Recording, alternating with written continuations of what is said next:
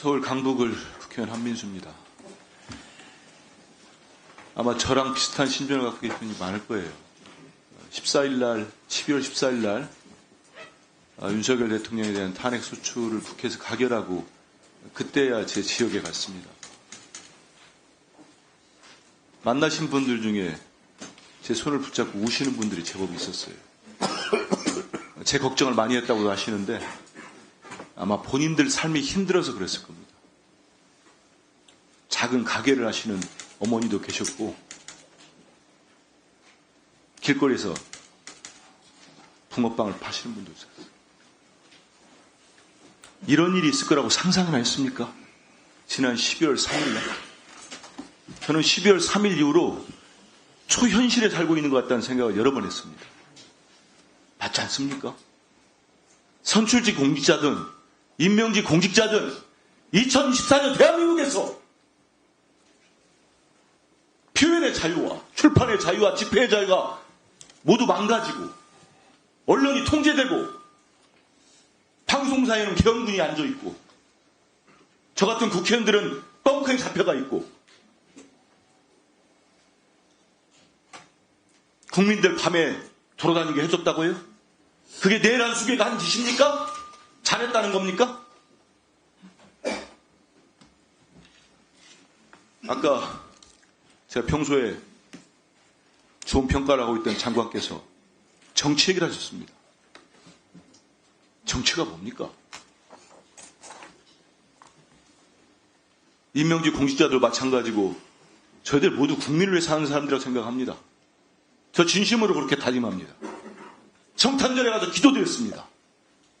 국민을 위해서 국민께 일상을 돌려드리기 위해서 제가 작은 역할을 하겠다고 최선을 다하겠다고 했습니다. 그런 마음들 아닙니까? 왜 깨졌습니까? 국민의 일상이. 윤석열 같은 사람 본 적 있어요? 저분이 정치했다고 보십니까? 장관의 논리대로라면 윤석열 씨는 야당을 만나서 국정의 협조를 받았어야 되는 거예요. 해달라고 하고 야당 대표가 8번, 10번까지 만나자고 요구했는데 만났습니까? 총선에서 참패하니까 그때에서 한번 만나줬지요. 그때 뭔 얘기했습니까? 자기 자랑마다 끝나지 않았습니까? 그게 정치입니까? 정치 아니지요. 왜 비상계엄했다고 생각하십니까? 명태균 게이트로 김건희 특검법이 곧 통과될 것 같으니까. 그 망상이 부정선거라는 그 망상이 사로잡혀가지고 그 망상과 하나 때문에 우리 대한민국이 지금 이 꼴이 돼버렸습니다.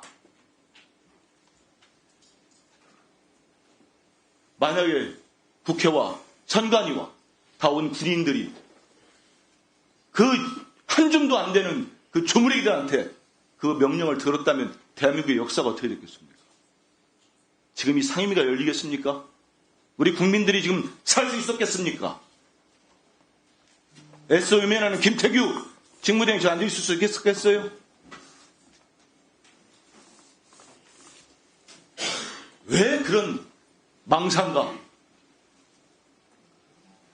한 사람 때문에 이 대한민국이 이런 어려움을 겪어야 됩니까? 그래도 위대한 국민들과 여기 계신 공직자들 그런 공도 있다고 생각합니다. 묵묵히 지켜주고 그 자리를 그래서 지금 정상을 찾으려고 하는데 한번 보십시오. 만약에 윤석열 씨의 비상계엄에 한동훈 대표처럼 반대를 하면서 국민의힘 108명의 의원들이 반성을 하고 탄핵에 우리 민주당 야당 의원들과 함께 300석으로 통과를 시켰다면 이 나라 지금 상황이 좀 달라졌을 겁니다. 반대를 할 게 따로 있죠. 탄핵을 반대합니까? 헌법재판관 임명을 반대합니까? 이게 정파의 문제입니까? 이게 정쟁 소재입니까? 생각들 한번 해보십시오.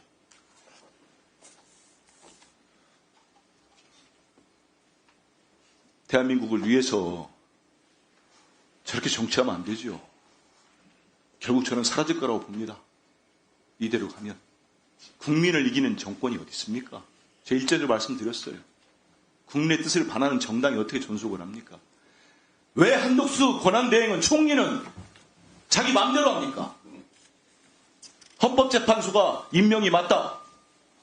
심지어는 국민의힘이 추천하신 분까지도 임명이 맞다고 합니다. 헌재 재판관으로.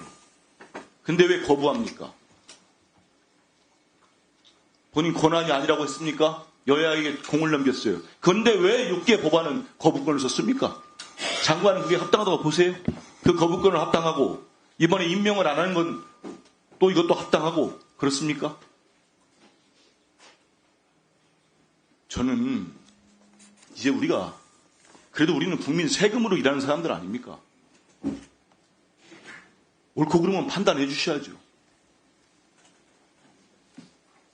그 알량한 사람들 믿고 이 상황을 지속하겠다는 게 말이 됩니까? 저는 윤석열 씨의 비겁함이 치가 끌립니다. 도저히 자기가 무슨 얘기하는지를 모르는 사람 같아요. 법적, 정치적 책임을 회피하지 않겠다고 대국민 담화를 발표한 사람이 수사기관의 수사를 불응합니다. 그리고 몇몇과 작당을 해가지고 헌재 심판도 지연시키고 있어요. 왜 경제가 망가지고 있습니까? 저는 경제부총리의 충원이라고 치더라도 이걸 빨리 내란을 진압할 수 있는 방법은 딱 두 가지입니다. 내란 수개가 윤석열 씨가 수사를 빨리 받는 겁니다. 그리고 법에 따라서 체포되고 구속되는 겁니다. 또 하나는 우리 헌법이 정했지 않습니까? 현직 대통령을 파면시킬 수 있는 방법은 헌법재판소밖에 없어요. 그 재판 제대로 진행돼야 됩니다.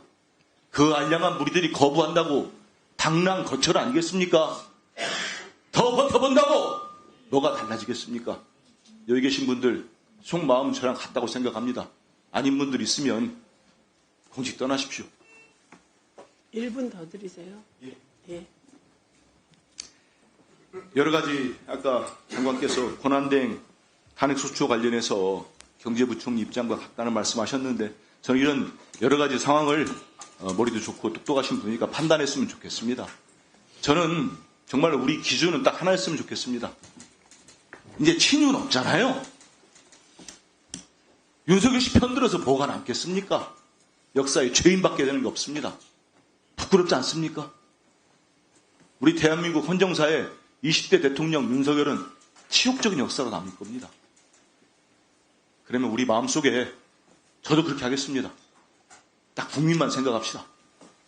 정말 국민만 생각해서 빨리 이 위기를 극복합시다. 극복하는 방법은 제가 앞서서 지금 두 가지 말씀드렸잖아요. 저는 제 위치에서 최선을 다하겠습니다. 우리 장관님하고 우리 차관님들도 최선을 다해 주십시오. 그래서 국민들 위해 일해